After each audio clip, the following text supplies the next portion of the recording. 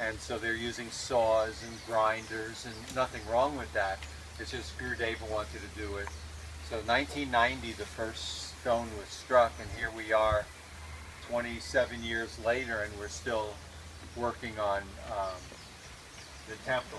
So this is Ganapati Stapati. He's our architect. In our scriptures, we have what's called Vastu. It's, feng shui, but it's Vastu, but it's a little bit more than feng shui, but it covers astrology, the placement of homes or temples. It's actually a science.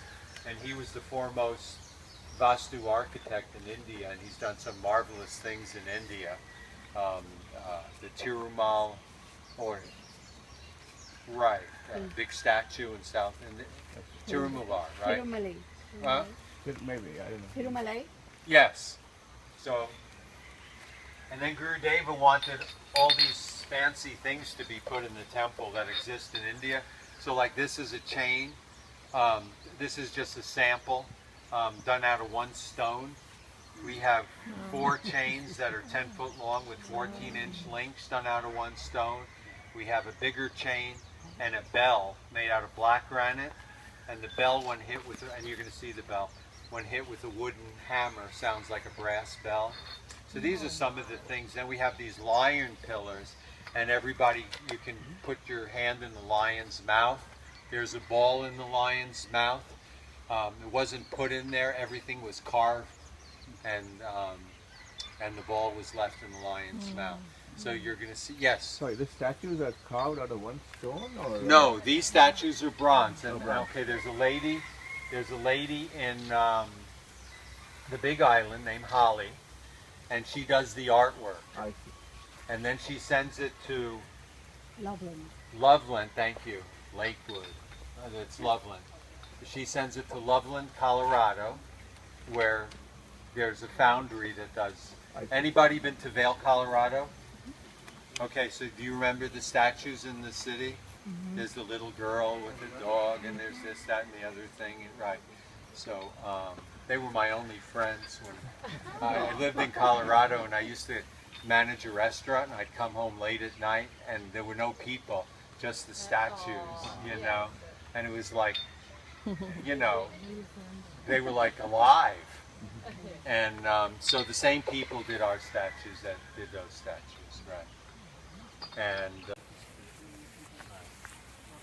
so Dakshinamurti means south-facing guru or silent guru, and our temple faces that. So if you follow me, so these elephants are part of the handrail system that we're going to have down to the river. We're going to have the staircase down to the river. A $20 million project on a 50-year recycle program. So Gurudeva wanted to know, there's got to be somebody who knows how the Romans did it, the Greeks did their temples, the Indians did their temples in India. But we found a man in UCLA Berkeley who had the formula that the Romans used.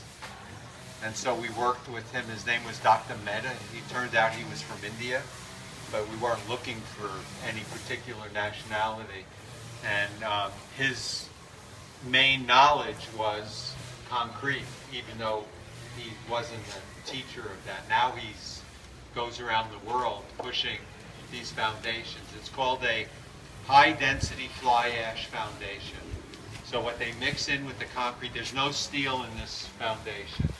What they mix in is volcanic ash or coal burning, ash from coal burning, and with a special formula. And the county, gave us the approvals and everything. And so we have a foundation that hasn't shrunk, it hasn't cracked, it has no steel in it. And we made it to the cover of Concrete Today magazine. That's Right. wonderful. Yeah. So we were the first ones to use this technology in the West, right? Right. So, and it's going to be covered with smooth stones like these stones were all rough. And then the last group of Silpies were here. They sat here hour after hour, day after day with that chisel that had that the weird face, and they did all day long, and they smoothed out the stone. There's the bell I was talking about, and under the tarp is the chain. Then there's a spout that comes out of the main sanctum. That's the inner sanctum, called Garbhagriha in Sanskrit. And there's a spout that will pass.